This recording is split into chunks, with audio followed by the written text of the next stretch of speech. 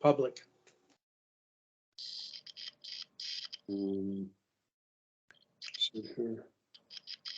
And just gonna plan our practice. We have a 90-minute one tonight. Ooh, We had our, Where are you at, Tom? pardon me, Where are you at? Henry Viney, Yeah. right by your house. Yeah.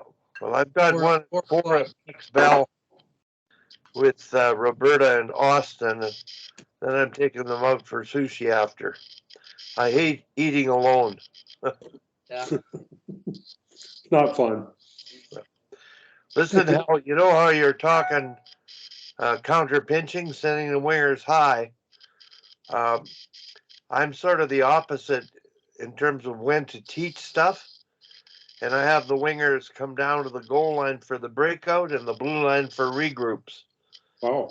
and teach them to open pivot, target, time, and receive it moving.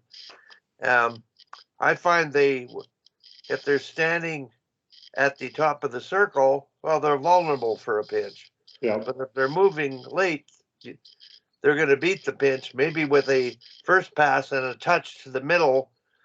I think counter pinching is, they got to learn to receive passes on the breakout by Moving. coming to the level of the D and then receiving it moving. that's exactly what we'll be doing, Wally. But the thing is, you don't do it and then stop at the hash mark. Yeah. Is what they tend to do because they've been taught to stand there. Yeah. They do swing. We're gonna do your little breakout thing. Yeah. They swing, but they're moving. Well, You know, last night, said, Brian Sutter, when he was playing in St. Louis, he said because teams were really pinching then, and Sutter said, just fire the puck at me as hard as you can. I'll chip it out and I'll run over the defenseman. That's how he beat the pinch.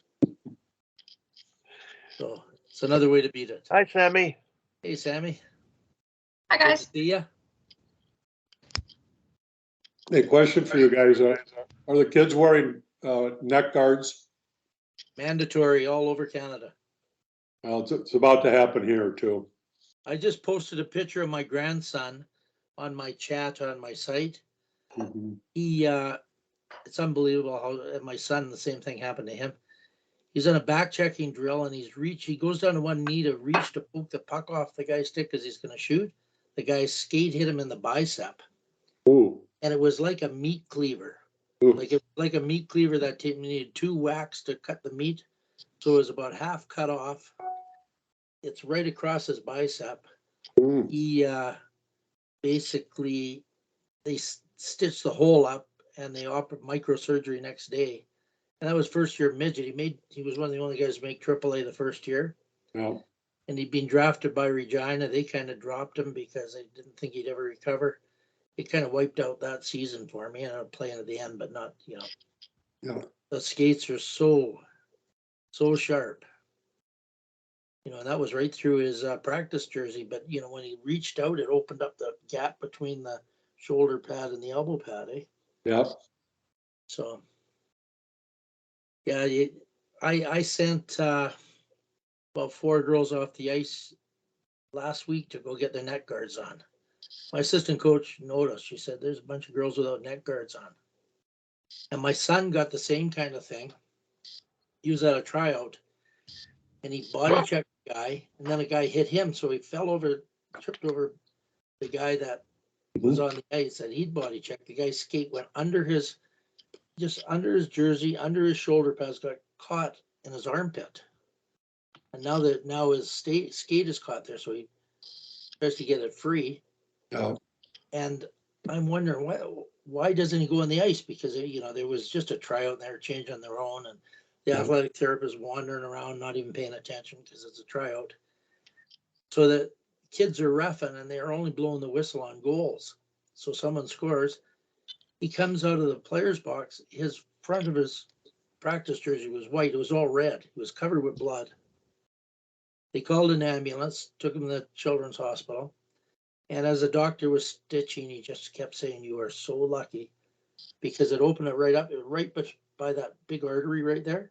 No. It got nicked. He'd have been a goner. because, you know, there's nothing, what could you do? So they're sharp, so protecting the best you can is, So I've got a scar across here that was a skate cut when I was in high school.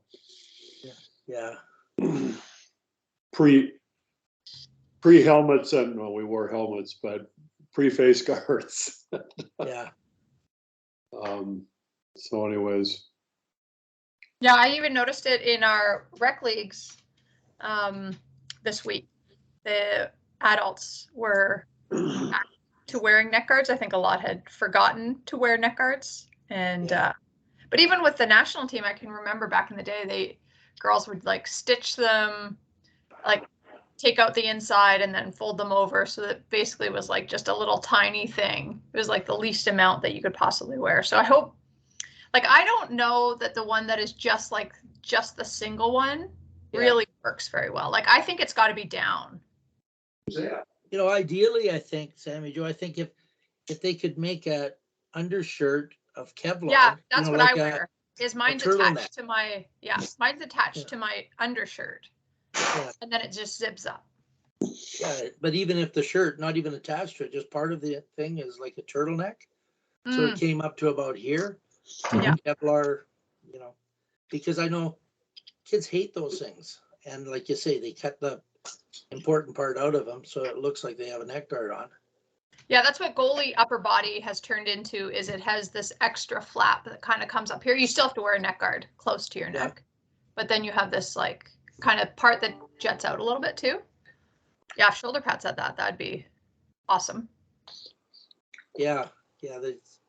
Yeah. Like the shoulder pads mean, come down like this, you know, like they're like so open. yeah. Well, goalies, especially on the ice all the time, you know, and people falling on you. Oh yeah. That. kicking the puck at the goal. Yeah, a big thing a few years ago too, probably about a decade ago now, was the Achilles. Remember, people were getting stepped on, and there was Kevlar socks and all of that. So I feel like we went really heavily into that for a while, but this is just a really good reminder that all of those things are important and necessary. The my team manager ended up, she called CCM, and they've only got 100 neck guards in stock. I mean, that's anywhere. So she ordered 20 of them. And then there's a couple others that are apparently a little higher rated, but they said 90 to 120 days because of the, you know, the demand now before you could even get them. And so our kids are going to have them. They used to be mandatory in a couple districts here in Minnesota, but then they just, you know, they just quit it. I mean, if you think about it statistically, what happened to this young man, I don't know how old he is. I mean, think how many incidences of a hockey player going on the ice every day around the world. Statistically, it's less than 0.1%, but if you can prevent that one, that's worth doing for sure. Mm-hmm. I'd heard that you guys had made it mandatory. And yeah, it's been mandatory, Tom. What would you say, for 20 years, maybe? Yeah. Oh, before that, I think even. It's been quite a while. I don't think more than 20 years though. Yeah. Sammy, when did you, this is a story that's related. I don't know if you knew, but when you came out with my pro skate, you know the two goalies that you rotated in for, and they were quite happy to have you? Wasn't one Clint Malarchuk? He was Clint Malarchuk. Yeah, And I read his book not too long ago, and it's as soon as this happened, I thought of him and what sort of trauma, you know, this brings up for him. Jordan Fenton phoned him after he heard it. Just, I'm sure he's traumatized now with that. And he had a lot of other things going on, of course, but just I don't know. We're getting echoing here. Somebody got their computer on that might be causing us. I hear an echo also. yeah, Here, what if I? must be Tom. I mean, I keep my iPad ran out of juice and it shut off for a while, and now I'm on my phone, so I don't know if it's it. Anyway, Sammy, can you replace when you were in the net and that evening was finished, I said to Shannon Miller, said she outplayed those two with professional players shooting at you. I was upset because I thought you were an American. You had an American jersey on. When I told Shannon the next day, I said, "My God, she's good, but why would you send an American over? Because she's not American." Thank God, I said. Anyway, I'm as concerned about the helmets. I see coaches on the ice now, these outlaw league, U12 kids, U14 kids, they're just not wearing helmets anymore. And even at the national camp, coaches don't wear helmets. So it's And even like NHL coaches don't wear helmets. Like Right. I don't get it. yeah. Well, it's Doesn't- vanity, Yes. part of the image and the whole thing. So I'm gonna turn my volume off here. And before you came on, we were talking. Hal was talking about his success with the team, which was supposed to be quite weak, but they end up being quite strong. Tom, can you try to mute just for 1 second? Because maybe that's Pardon?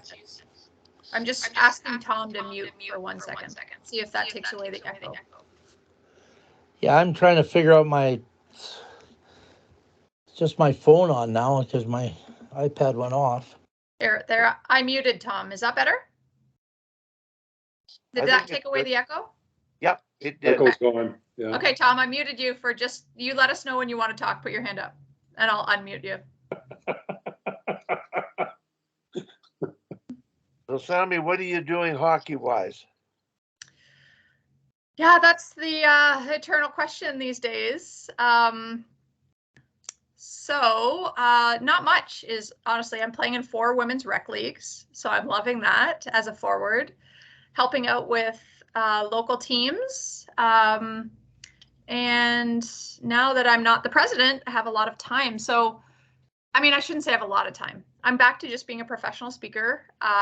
So the job that I had before this, obviously I loved being working with the Toronto Six and the organization. It was an amazing year, but it was so busy too. So I'm trying to be in the space of gratitude for having time now and for what I got to experience and what was. And so meeting with friends to go for walks. I actually went for a walk with Katie Greenway yesterday. I don't know if you know Katie, Wally and Tom.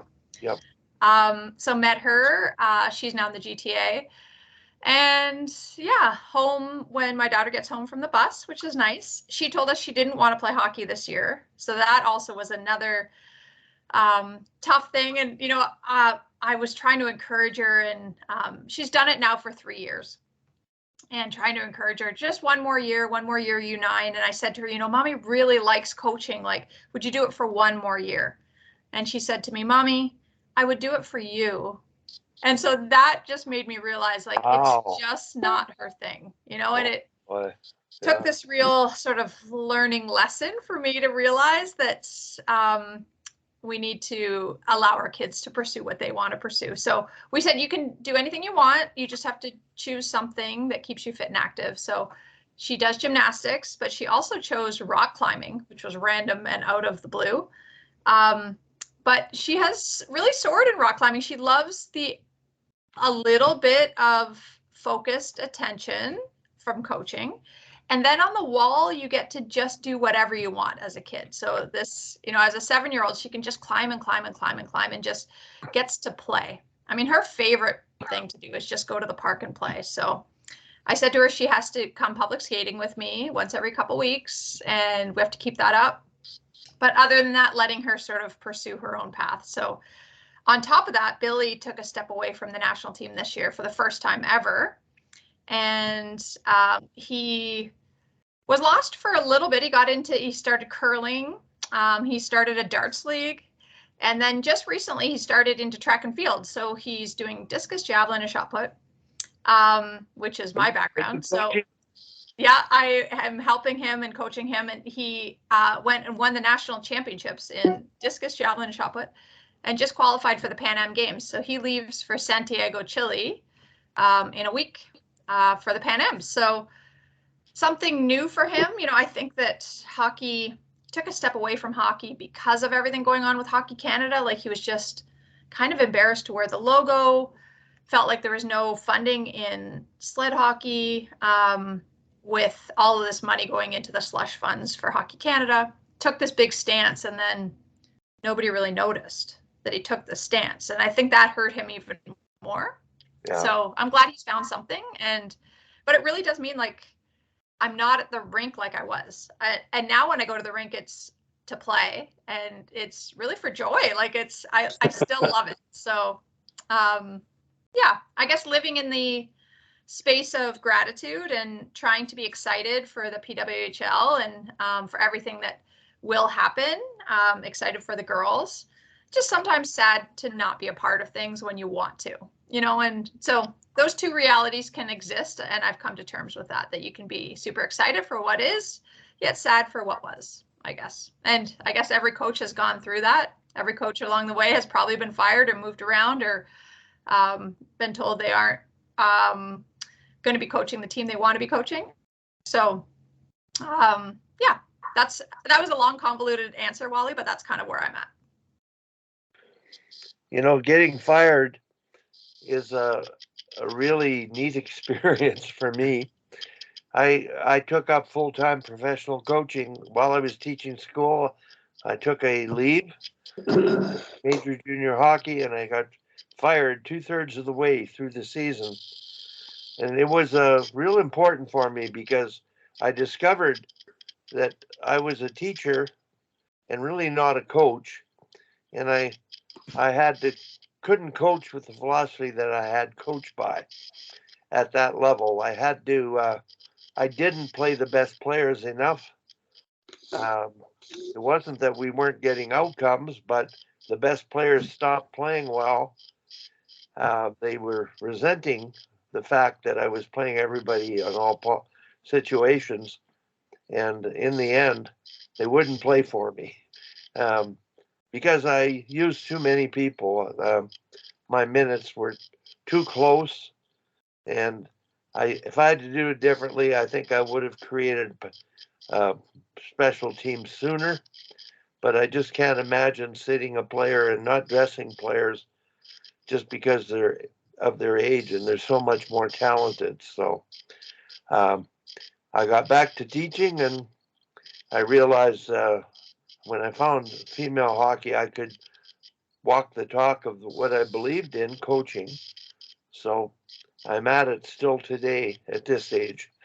And if that not had happened, and it was tough, but I was realistic about it. In other words, I knew I wasn't ready to coach at that level because of my philosophy. So. And what about later in life? Was there ever times that you wanted to be in a situation or with a team that, you know, they said it's time to move on? No, not really. I think when I got fired at Hockey Canada, that was really difficult because I had all kinds of visions of things to do for female hockey.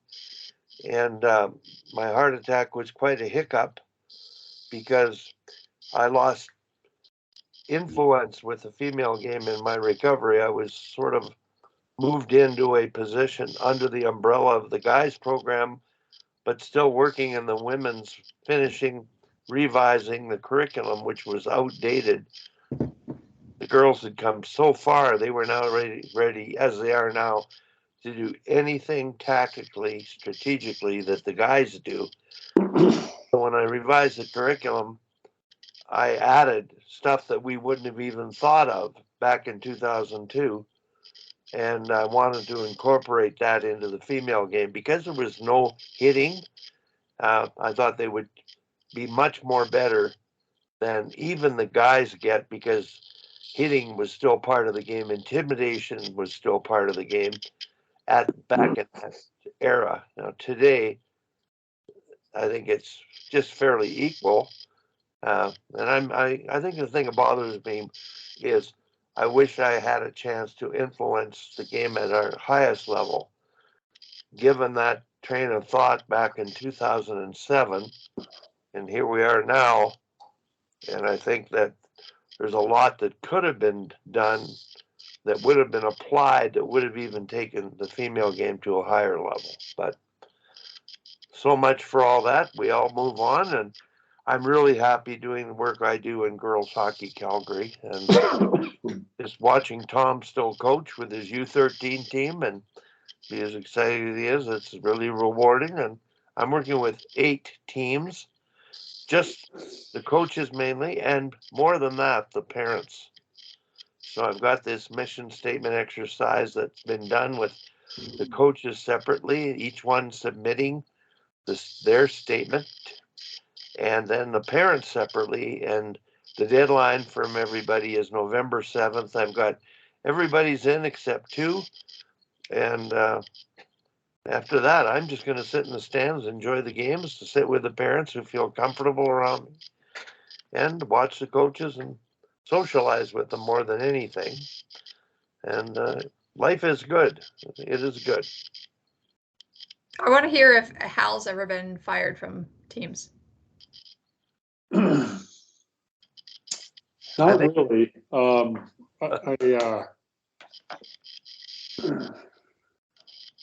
When I was coaching high school, I retired once and stayed as the coach because I got tired of, it was a Catholic high school here in town. I started the program in 2004. And after 8 years, you know, we weren't making the kind of progress I would like to have made as a coach, because I had just 2 years prior to taking that job, I had taken my Bantam team to the Tier 1 national championships. And, you know, and in a program that was in the same building with this new high school team, right? And so I thought kids might come over to the school, but the school is academically extremely hard, and it's very Catholic. And it was $15,000 a year, and the other kids were paying nothing at the other, you know, at the local school. So, and I discovered that the parents liked it the way it was because their kids were mostly B-level players, and we were very successful respective to the talent that we had. But I got tired after about 8 years of it, and so I retired and hung around as sort of. We hired another coach. He was terrible, so we had to replace him. We hired another coach. He only stayed 1 year, and then they asked me to come back. So I went back I said, I'll come back for 1 or 2 years. I want to get a coaching staff in place so that I can retire again. Well, I ended up staying 4 years. And during that time, we got a new athletic director who when I first met him, he said he's a USA hockey guy, and I knew I was in trouble right there. And then when he became the athletic director,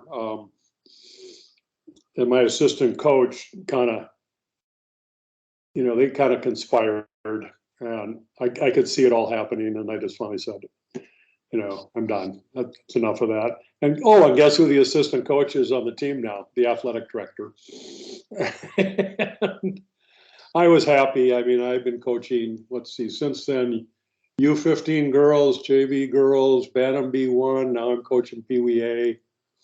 And so I've made the full cycle from, you know, USHL, NCAA, worked my way all the way up, and then I worked my way back down. And, you know, it's, so nobody's fired me particularly, except that athletic director, but I beat him to it. So it was a race to the email. After I resigned that time, I got a call at, let me see, when was that? I got a call from one of the captains, and he said, hey, coach, you can be around. A couple of guys want to stop over and give you some thank you gifts and stuff. I go, fine. And he said, well, how about 6 o'clock? I mean, I said, sure. At 6 o'clock, over 100 cars came by into my driveway with former players and families, and all. That's incredible. It was like, I mean, I get pretty emotional just thinking about it. So the impact, you know, we do this to make people's lives better. I do. That's why I do it, and have fun while I'm doing it. So, but it's a lot of energy. It's a lot of work. It's been, I think, 52 years now, and I have to now think, well, am I going to keep doing it, or am I going to start doing a little bit of traveling and doing some other stuff in life that I also want to do, and maybe next year. I don't know. Maybe next year. Maybe next year. It's hard to quit. I tried to quit I did not coach the year my daughter was born. I did not coach the year my son was born. But other than that, I've been coaching since 1970 something, 71. So I learned a lot, met a lot of great people, and now I have all you great people that I've met. So make my life a lot richer. Well, Hal, I think you could always look in the mirror when you coached, and that's what, when I stopped coaching competitive major junior hockey, I couldn't look in the mirror if I was going to change the way I coach because I didn't believe that. And I think that may have cost me my job at that point in time, but still going back, I realized I went back to teaching, and I really enjoyed teaching, as did Tom. When you work with young people growing up, it's like an eternal fountain of youth. You don't age. Yeah. You're always around the kids. And Sammy, you would find this humorous now. I've got 3 U13 teams that I'm watching, and 3 U15, and 3 U18 team, or 3 U18, 2 of them which I'm hands-on with. Now you can imagine the U13s aren't growing yet. Like they're really so young and innocent and enthusiastic. I'm just watching this and I'm seeing life evolve with these young children. Then they become adolescents and they're becoming adults. And I can't think of a better thing to be thankful for than to be back at school, so to speak, but with not just grade 9 to 12, also got the grade 6s, watching them grow in sport, not in a classroom, just in something they love to do. And you're dealing with the parents who don't let them choose like your daughter told you. I'll do it for you. And so my role is to keep the parents in perspective, supporting the coaches, and especially their children. So it really is extremely satisfying for me. And I'm almost embarrassed that it's a paid position, but I'll take it and do what I can with it. So, Sammy, I just sent you a video that I sent to the boys a couple of days ago about what it's called. What is it? The Truth About Sports Parents. Mm. And the woman that put this together, her organization is titled I Love to Watch You Play. Oh, that's amazing. And it's about how to deal with your own children. I have an assistant coach dad on my staff, and he barked at his son. He's got twin boys, and he barked at his son coming off the ice the other night. And I said to him after the game, look, let JB and me coach your boys. Your life's going to be a lot easier at home. And he goes, I know, but I can't help it sometimes.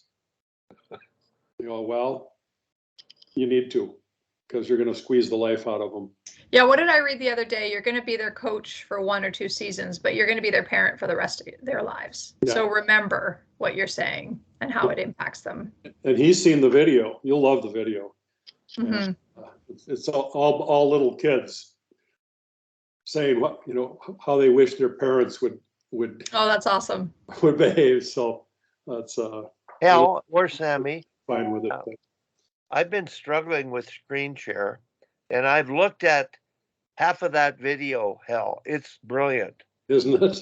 I wonder if it's possible just to share a minute or so of it now. Did you get sent the link, Sammy?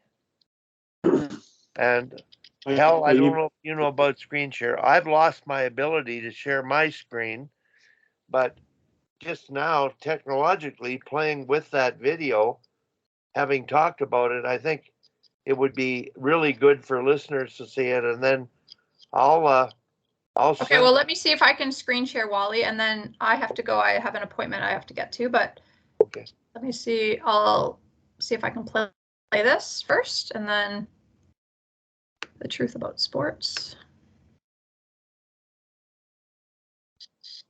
Looks good. Can you see it? I see it.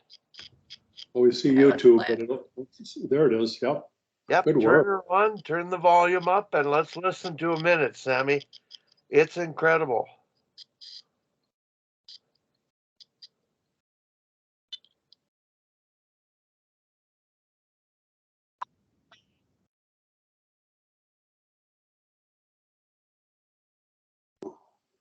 I can't hear the sound for some reason on mine. No, I can't either. Did you see that? There's no sound. No Is that what you sound. said? Let's see how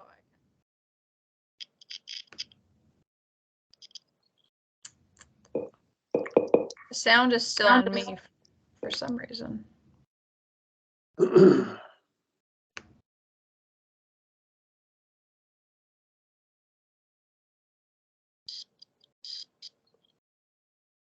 Can you hear it now?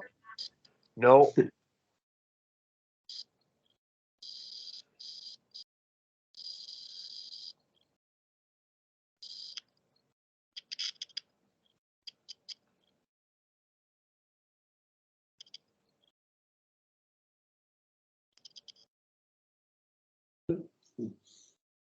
Don't hear you now, Sammy. Sorry, I'll work on that for next time as to maybe All right. why the sound is not That's- working. That's But I have to run. I'm going to a hearing test. I'm almost 50, and everybody in my family has hearing aids, and so I figured I would preemptively, before anybody told me that you can't hear anything, go and at least get a baseline. So I'm doing some preemptive health today. So we'll see. I might come back with hearing aids. I asked Billy, I said, do you even notice anything? And he said that right now it's just that I seem oblivious to a lot of things. So we'll see. I think I'm just oblivious. Good luck. Thank you. Well, good. Great to see you guys. And Thanks for coming on, Sammy. yeah. Really appreciate it. always a pleasure. Okay. Have a great rest of your day. We'll talk to you soon. Here. Bye. Oh, and let me unmute Tom too, so that he can. He can participate. He's out of the penalty box. Oh, you're in the regular. You're back to your regular thing. So you got your own mute and unmute now, Tom. You're good to go. Can you unmute yourself? We can't hear you, Tom.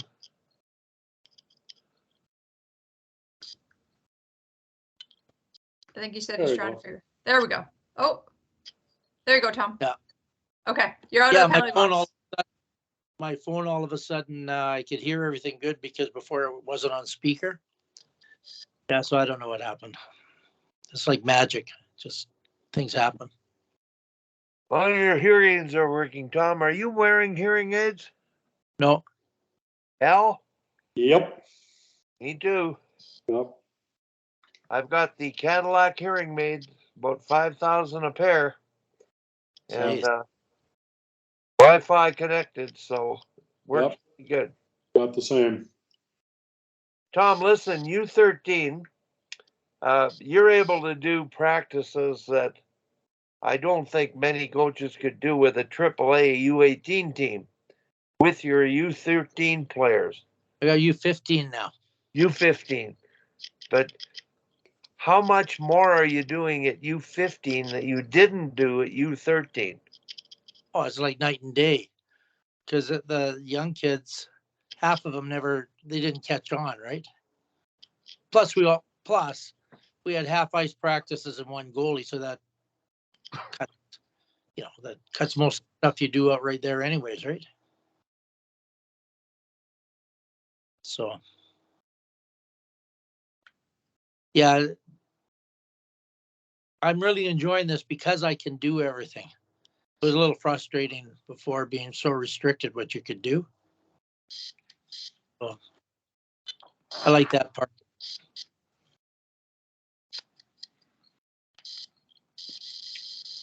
Like I'm doing things, stuff that I've just wanted to do. And I think, I wonder if they can catch on to this, and I do it, and they do. So, Well, can you mention a few things you said you could not do with your college team that you can do with this team? well, I could do them with my college team. It was just that I split up. I let my other coaches do stuff, eh? So a lot of the practice was my assistant coaches doing things that they do. Yeah. So with this team here, I'm planning basically everything, and Jim will say, remember that drill we used to do, whatever, and I think, oh yeah, and I do some of those things. Yeah. Yeah. With the college, I didn't coach as my when I did Mount Royal, I did all my own stuff, Yeah. and not so much. I did about half the practice with the college because I had really good assistants, and I didn't want them just to come there, and stand and be bored. Yeah, you gotta get assistants running the practice stuff.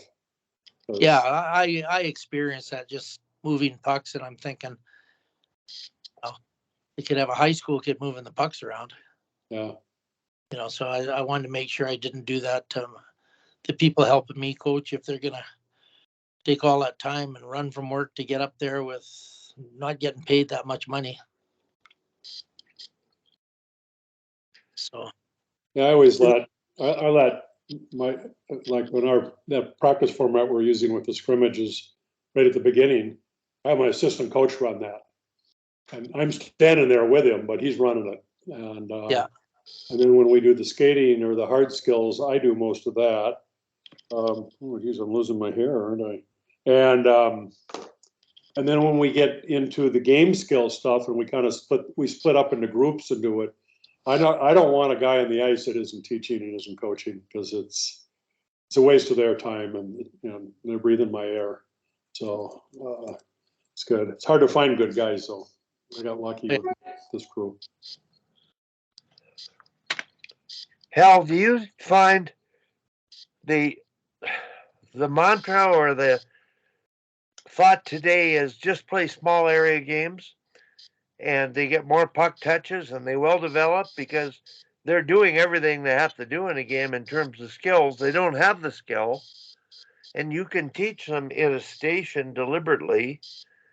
So I'm working with last night a U13 girls team with the coaching staff on the ice, plus a skills expert who's really good at the small area games and decision making, and not as detailed as you and I from our era are on the teaching. Right. And I've sort of decided, I thought, gee, that would be a time for me to be able to teach them to teach. Yep. But it isn't working. So I'm ready to say small area games. I may try to do 15 minutes where I lead it from the bench and teach the tactical skill that they can't do, Yep. and then let them play their small area games. Yep. Because all the deliberate drills we've been trying to get them to do, copycat our drills, my drills, just don't pay off as fast or as much. They're random. There's decision making built into them, but they're still structured drills. Yep. So I think for most coaches out there that aren't educated like we were in our era, teachers, small area games to me will pay off much more than trying to run deliberate drills and be frustrated because they can't do them. They don't have the skills to do them. Yep. You let them play and they might develop those skills, but they have to figure it out with the skills they've got. So I agree with you, Wally, and it's USA Hockey got onto the small area games. I did a couple of videos for them, but it was 15 years ago. And it's like everything else, though. When I go into a rink and watch a small area game going on the ice, they typically are at the end of practice as a reward or something. And they're, the kids are kind of flying around. But I don't think that just playing 3-on-3 cross ice is, without any structure in the game. I don't think that's particularly useful. And so we put, you got to pass at 3 seconds, or if you catch the puck off that pass, you have to do an escape, or you got to do a regroup behind the net, or you've got a joker. I think that's Tom's word. Behind the net you're attacking, so you're playing 4-on-3. There's lots of ways to structure a small area game. And then when they, at least at the age I'm coaching, 3-on-3, the kid will be in the corner, and this, the other two kids, they're way out, they're 30 feet away. We're trying to I talk to them about things in sort of bigger pictures, but you got to get closer. You got to one touch. You have to do this. You have to do that. They love doing it, and it makes them better. The other thing we've really focused on is getting them to come to the middle. When they get into the offensive zone, to don't just go racing up at the outside, because that's what everybody does, and it doesn't particularly. Even if you're lucky enough to get around that D, you're probably so deep in the zone that you've got, it's getting pretty crowded in front of the net. So we talk about the big 90 coming across the blue line, and instead of going at the defenseman, move into a space where the defenseman has to come to you. And that buys you that 1 or 2 seconds for, if you're doing a center drive, for one of your teammates to get down, in front of the net. And we've been working on that for a month. Last night's game, 3 kids said to me when they came off the ice, "Hey, coach, did you see that big 90 I did out there?" And so it's a repetitive theme. Huh? No, you're on mute, Wally, but it's Can you explain big 90? Is it middle drive, or is the left winger driving across into the middle, or the winger? I prefer to have the middle drive, but sometimes you don't get what you want, right?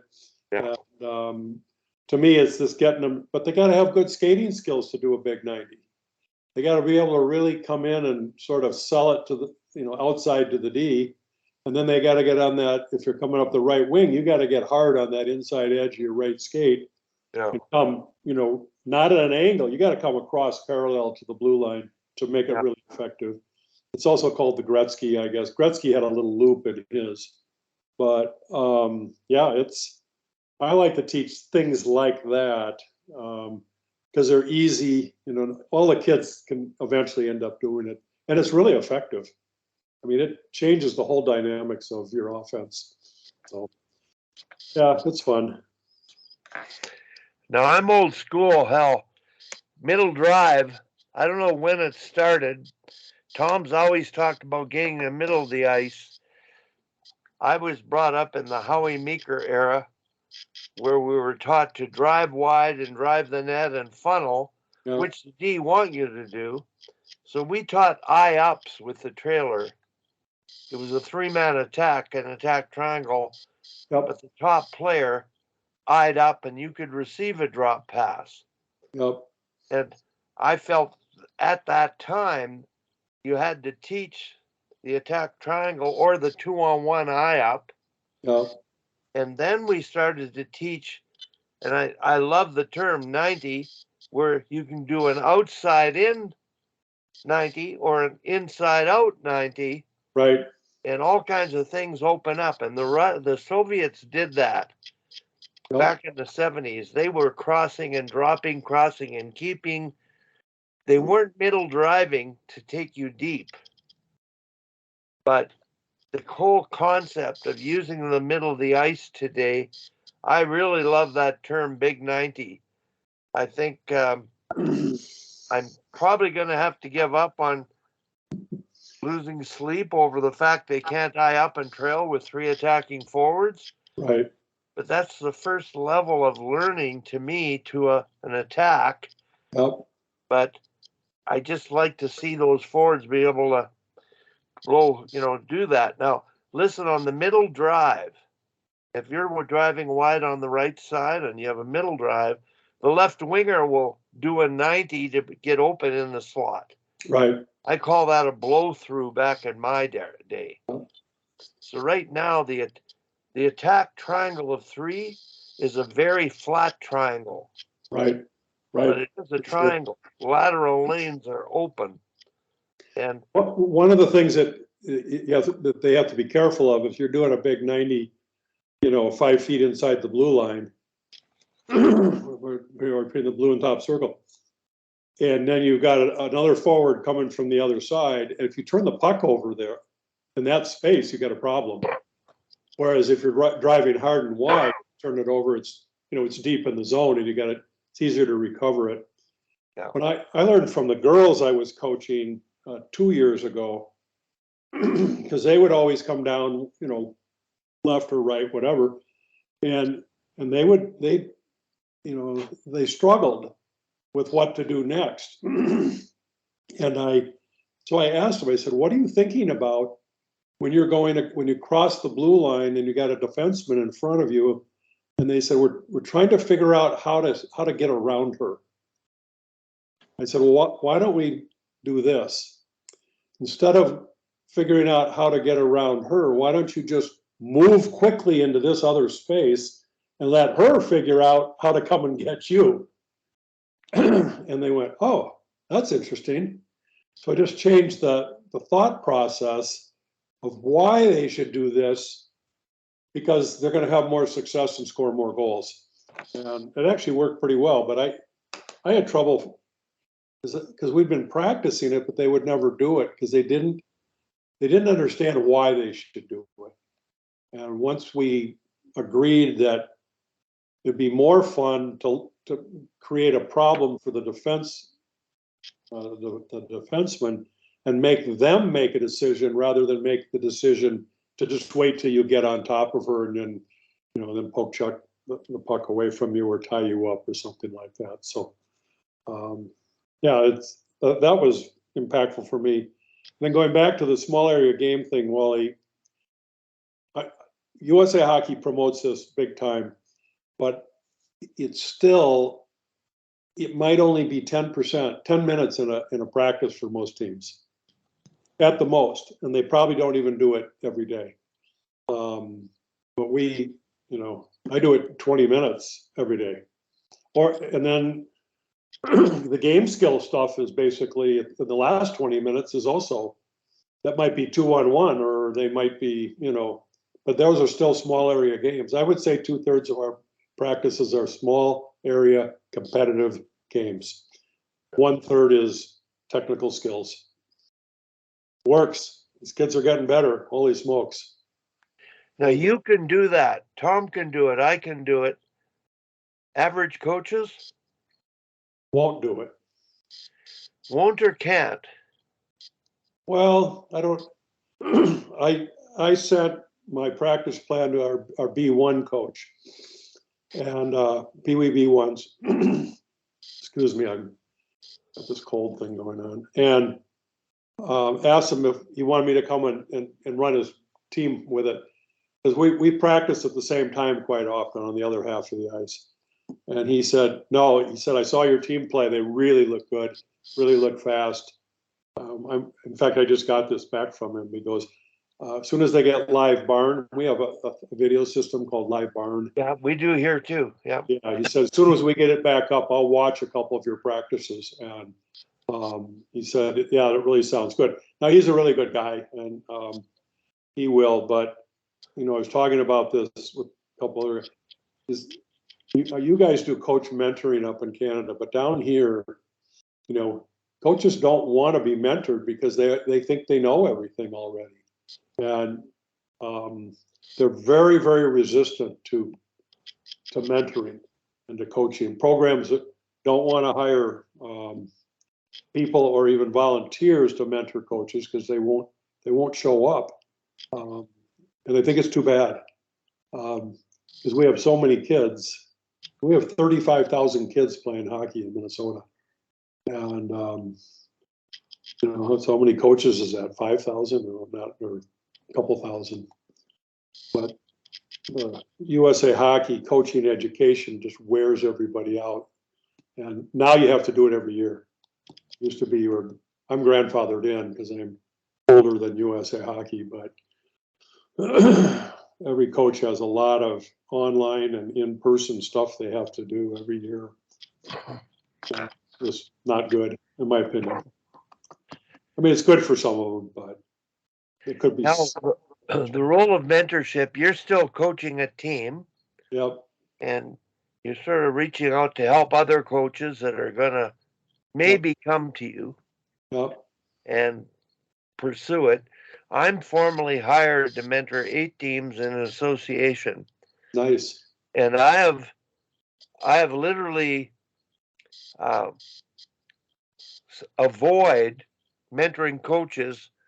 I'm mentoring the coaches on ethical coaching and the bench management and the way they treat people, not on X's and O's. Yep. I do that mission statement exercise with the parents so they understand the coaches mean well, are doing well, they're not abusing the kids. It's fair ice time. Everybody's playing all situations. We have to be happy with one another. And I'm striving, my main job is, rather than have them, the parents and the coaches, butting heads, I want to see them join their hands and connect their fingers and work together for the good of the kids. Now, mentoring coaches, the technical, I know I could offer so much more, but until they experience what's not working and come to you for help, and they really, when can they do that? Because they haven't failed enough to do that. So I just have to sit back, show up, drop the odd suggestion now and then, and hopefully they'll take to it. But I do have now probably 3 formal sessions.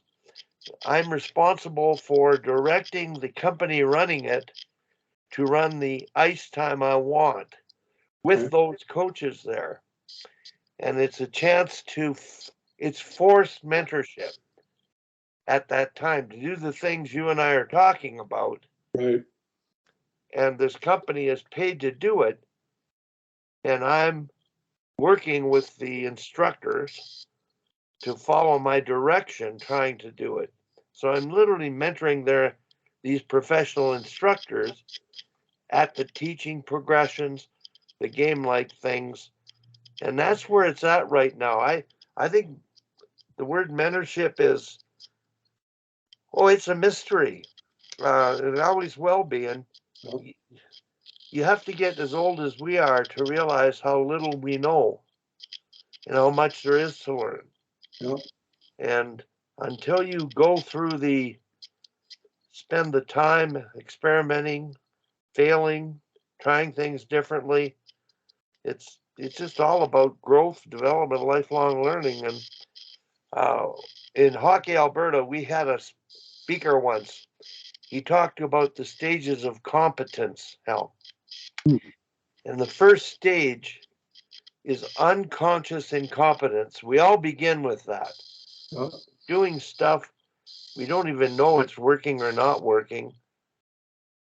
And we have to get to the second stage. And this is something that people don't get to. They don't realize what they're doing is really not accomplishing anything. And it's like learning to use a computer in my day.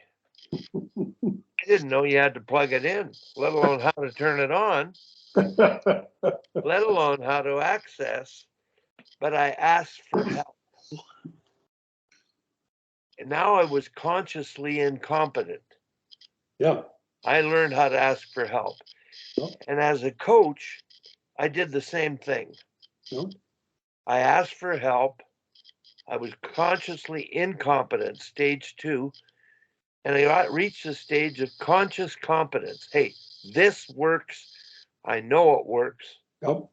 And I'm learning even now, like last night, for doing things that worked for me if I was doing it, but not for those that were on the ice trying to do it. And I realized I can't get them to do things I was good at. Right. So my conscious competence told me to change the program here, getting into small area games more, but allow me 15 minutes of time to teach tactical skill. Now the third stage, so it's conscious competence. The final stage, we call it Scotty Bowman. It's unconscious competence. Yeah. And that's where you're just intuitive. You've done it so often. Yeah. You make decisions just based on your gut from your experience. Yeah. So when you think of the stages of competence, coaching, mentorship, it's really a interesting challenge. I do have one story of a friend of mine, Steve Carlisle, who played on the national team. He and his wife shared a principalship at a school, and they had to hire, their math program wasn't doing too well. And he said, Wally, I learned a story from the scouts. When you have a veteran scout, the young scouts all sit behind him, close to him, and look over his shoulder and talk to him. Yep. And he said, I brought in a ringer, a young fellow, as a math teacher who I knew was motivated. He just forward thinker, experimenting, doing all kinds of things. And he said the teachers around him saw what was happening and they had to move, they had to catch up. Yep. So it's a case of, it's sort of like osmosis where you surround yourself with people that you can learn from and be open to learning. And I think the Sharks epitomize, the essence of it. And unfortunately, we're all going to have to wait till our hair gets grayer or disappears before we can achieve the state of mind that I think we are in, satisfied knowing doing what we're doing is making a difference. Well, Wally, I think it's all really great stuff, and I think one of the issues that we face is that a lot in minor hockey, most of the coaches come in at the lowest level and they work their way up to peewees or bantams, and then they're done. And so, I think about how the game has changed since the 70s, back when we started to coach. And how did we coach in the 70s? How did we coach in the 80s? How do we coach in the 90s, and so on and so forth? And the game continues to change. The rules continue to change. And we've learned a lot about coaching and training and developing players all through the last 40 years or 50 years. So, clearly I don't coach the same way I did 10 years ago. I mean, my core principles are the same, and the way I work with athletes is the same, but the curriculum or the on ice coaching is very different than it was in terms of maybe a less I'm not sure what word I want to do, but again, I'll use USA Hockey's term: let the game teach the game, and try to get kids to be more aware of what's going on the ice rather than just become robot or remote, players. And most coaches don't stay in the game long enough to do that. Yeah. To acquire that knowledge base that we have, because we've been, we're lifers. And, so I've tried a few things, with our local program, and then the last one before, and like this program team we played last night. I mean, they have 1,300 kids or something in that program. And I did a session for the coaches way back in the early 2000s. I said, look, guys, our teams don't win because we're great coaches. We just have better players than our competition. And so you're going to win 85% of your games, whether you do a good job or a poor job. So our job then is to then, how do we do that extra 5% or 10%? Not so much in learning, in winning, but how do we do a really great job helping these kids, number one, love to play hockey, and number two, to really develop some skills and some team skills. Because if we just use winning as the measuring stick, we're all champions. But it resonated with a few of the guys, but not too many. And I did one local one here. I think it was with a bunch of the coaches on, but it was a video call. And some of the guys liked it, but most of them just tuned it out because think how much time you've spent not only at the rink but away from the rink, learning and getting better as a coach. It's like a full-time, it's almost a full-time job on top of your day job. So most people don't want to spend that much time doing it. So Now, anyways, one of the things that intrigued me about what you said with those girls, yeah, that I think was a change in the way you coach. You said you don't coach like you did 10 years ago or 20 years ago. You've changed. And it struck me when you talked to those girls and asked them, what about this? What are the possibilities? That to me is a very impactful thing on increasing their awareness of the surroundings and the decision making that goes on applying the skills they've got with their brains in a game situation. And I believe last night we were at the ice and I talked to the assistants. I said, guys, try to ask the players 2 questions. Each of you, just 2 questions where instead of telling them the answer, right, you know what the answer is. See if you can ask the question and draw the answer out of them. Oh. But they were so busy, locked and dialed into making sure the drill ran, and I didn't follow up with it. I just threw it out there. Oh. But that to me is the essence of changing the way you coach. And when I do high performance evaluations here, while I'm present at a game, I have them do what I want between periods as a routine to begin the questioning process. And that means between periods, the coaches talk to each other, then they'll go in the room and they'll talk to the players. Mm-hmm. And I'm saying, when you talk to each other, ask yourselves the question and share, what did we do well? Yeah. And then what do we need to do better? And then go into the room and ask the players the same question. And as a head coach, you filter what they say because now you know what they know what they understand, and what you have to say to them versus constantly, repeatedly telling them and conditioning them to do what you want because you've told them. You haven't had them think about it. Yep. So the art of asking is versus telling. Yep. And of course, yelling we want to avoid it. Yep.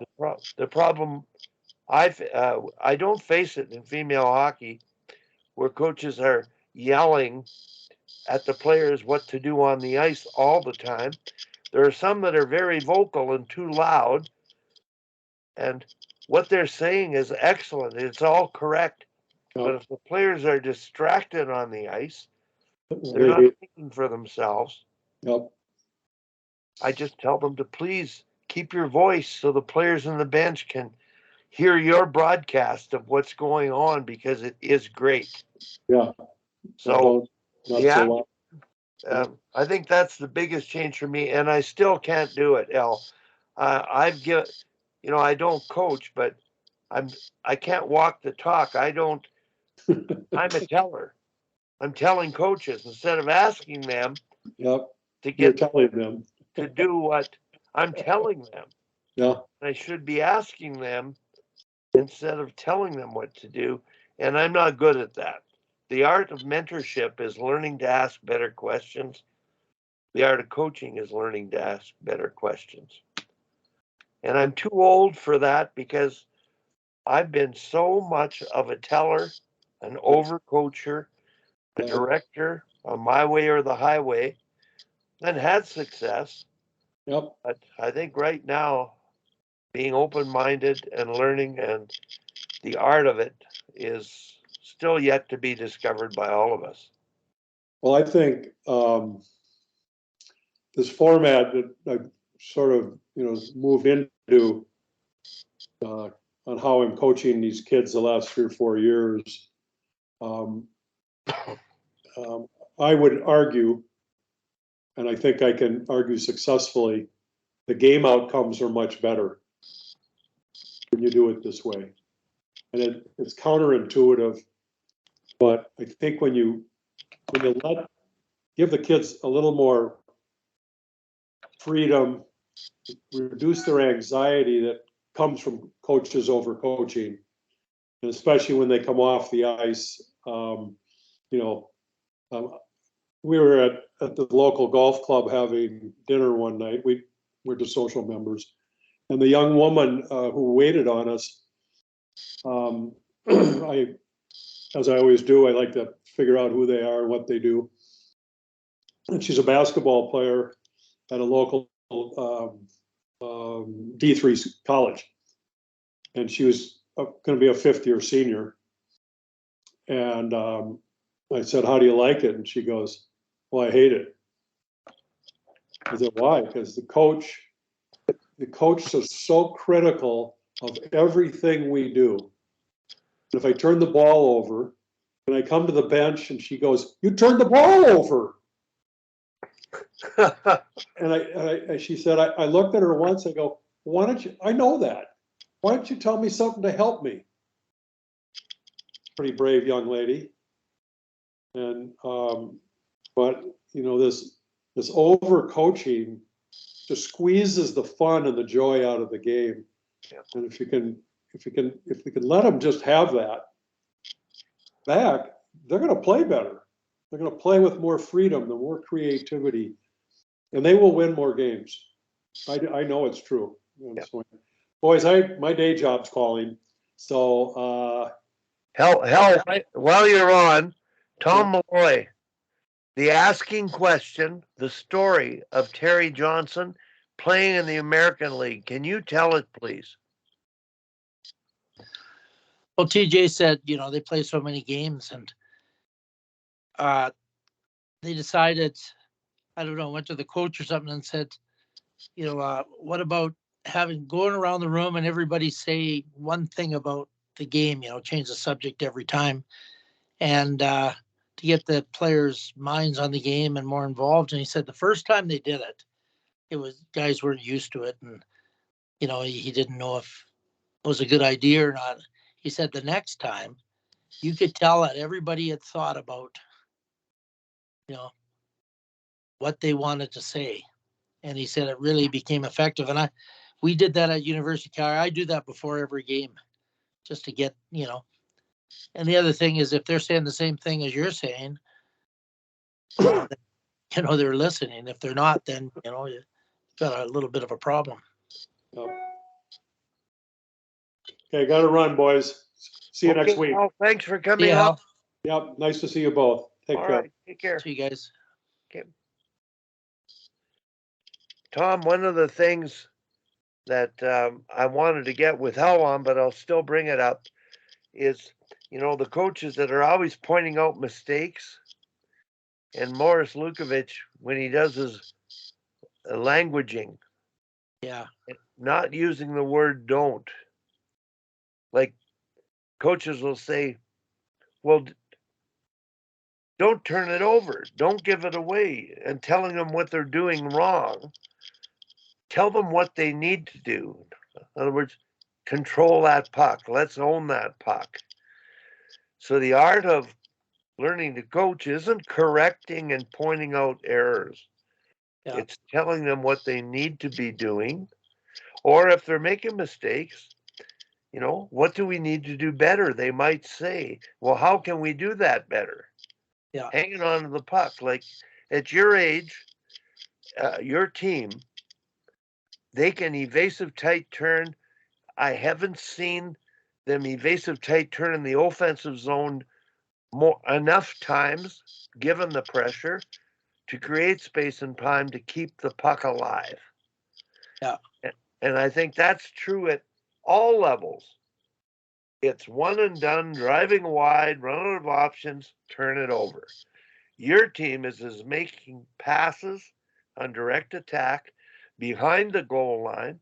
I still think evasive turns and possession in the offensive zone is a tactical skill that they don't think about because thinking comes after that. You're looking at space. I'll try to incorporate a drill for that tonight. There's one I have that's pretty good. Yeah. And just to get that they think of it because we do it really well in our zone and to lose the first forechecker and stuff. Yeah. But we don't do it enough in the offensive zone to hang on to the puck and protect the puck. Yeah. But when we go around the room, that what you're saying about the negative thing is we want the girls to say, or whoever, the players to say something positive. So if they say, well, I'm not going to give the puck away. Yeah. We say, no, what are you going to do? It has to be something positive, what you are going to do. And then they'll say, I'm going to make good passes. Yeah. So, that's kind of Morris's Yeah. language. That's excellent. Well, look, Tom, I've got a few things to do up here. We've only gone hour and 14 minutes, but I'm glad Hal got on and Sammy. So I've got 4 parts to edit this morning and share with people. Great session. I wish I could come to your practice tonight, but one of the things I'm trying to do is create getting to know the coaches that I don't know. And with Roberta and Austin, and we've had issues already with concerns about their coaching expressed by the parents and the mission statement exercise. They sure played good against us the other day. Well, they played pretty well. They're a good team. They're all 3 teams, Tom, are good. I'm not sure who I would bet on, but I told in my job, I hope all 3 of our teams are 1, 2, 3 in the league. I can't cheer for one. Well, we've got good teams, but it looks like Lloydminster might have the best team. Yeah. They're beating everybody. We haven't played them yet, but I'm going to do one of Johanni's passing drill. Thomas Pacina really liked it today. It's they line up on the boards. Everybody's lined on the boards, and first they go 1-0. The player goes, shoots, and then they touch their knee at each blue line, shoot at the other end.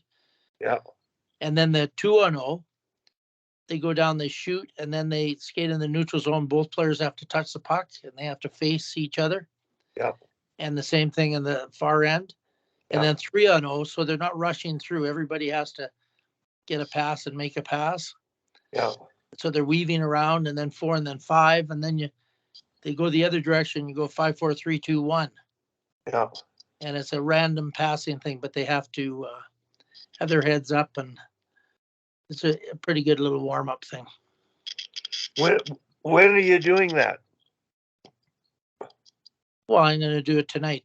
Early, middle? Well, the first third of practice. Okay. So I'm doing that striding cutbacks, forward and backward striding cutbacks.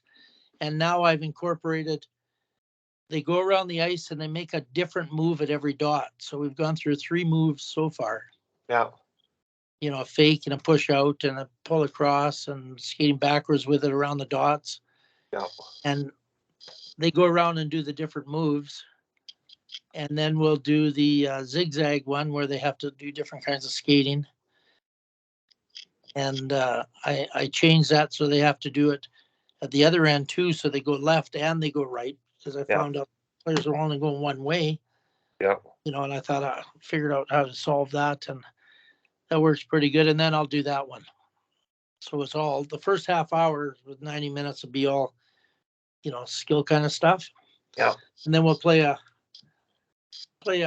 game where they have to use the skills, and we got to spend some time on the power play. That do this good power play sequence. I think is great. It's the best one I've seen. You work in the power play at one end, and then they dump it down, and the penalty killers jump out, and they got to come out, break out against a penalty kill, and do a power play against a penalty kill. Yeah. And when that's happening, the next group goes out and works on some power play options and does it again, and everybody gets a chance to go in the power play and kill penalties. I'd love to see that. Does that mean you got power play at one end naked?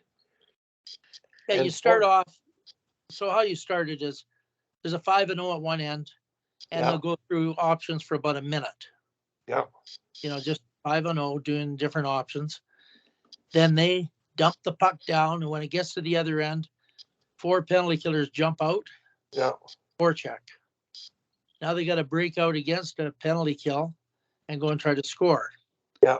And I might give them 45 seconds or something like that. Yeah. Yeah. And they actually play. And then the next group does it. And you cycle through everybody. So it's like it's not continuous. It's a 10 go and then another 10 go, starting naked. Yeah, well, 9 go because 4 penalty killers. Yeah. Yeah, they do it. And it's a good sequence that you do some coaching, because you could do it on every situation. You Oh, do yeah. it 5-on-5 too. Yep. But I saw the Flames doing it a couple of years ago. Yeah. And I don't know which coach did it, but I thought, so I think it's a really good way to, get from, direct coaching kind of thing to, now the players are just trying to do it and accomplish it against pressure. Okay. And you could focus on just a penalty kill if you want. Yeah. Like if, It's a you great. could even, Do you have a recording of that from the Flames? yeah. Okay, you're gonna send the link out, eh? Yeah, I'll send the link of the practice. Yeah. Well, I'm gonna share that power play idea. My limited level of knowledge is Bob Johnson's 5-on-1, and then scrimmaging and keeping 1 or 2 people out of the zone. Yeah, So we've done that. everybody We did that last week. Practice it. We did it last week, and we did it also with 6-on-5. Yeah, I remember that. Yeah. And then in our game, we had a 6-on-5. Yeah. And so the players kind of knew what before. And I remember you saying to me that year I took over the AAAs, we ended up in the provincial final and we hadn't worked on 6-on-5. And, we were losing 2-1, and we did absolutely nothing once we pulled our goalie. Nothing happened because we hadn't. Now, do you still use a 3D up top on the 6-on-5? Yeah, I have a left D, right, middle D, and right D. Yeah. And they're a high umbrella, but on their side, they're involved in the forecheck and everything. Yeah.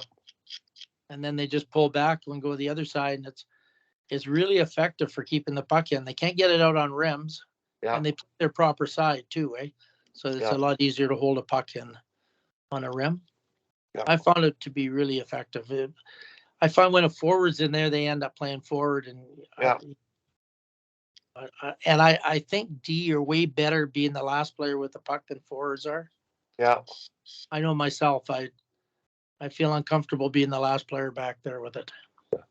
Now, your middle D, is he the most gifted of the D? Well, they have to be yeah, they have to be good because they have to play both sides, side to side. You know, but we have 6D, so we have two sets of it. And we had our number 2 in the middle in that game, and she's a very good player. Oh, great ideas. I'm gonna edit from the back on this one, and I'll wait for your link because that's what I'm gonna send out today, Tom. When we're done this call. So as soon as you get your plan done and everything sorted out, send it to me, and I will add that part to the presentation, edited video, because the descriptors were good. Okay, Tom, time to run here, and thanks for your time. Thanks for coming on, and we got to go to the for coffee at Cadence next week. So Al's in town. He wanted me to make sure you came and we could meet with him. Okay, that's great. I was wondering when he's coming. He's been in for a week now. He's got, I think, 2 or 3 more weeks left. Is he at his brother's house? No, he's staying with his daughter. So Okay. Al and his wife are here in town. Now, Okay. I'm just looking at the calendar here. How about next Wednesday? Geez, probably. Okay, because I'm Yeah. gonna phone him. Yeah. You know what? Wednesday morning now, because I play hockey at 1:30 now. I used to play at 10:30.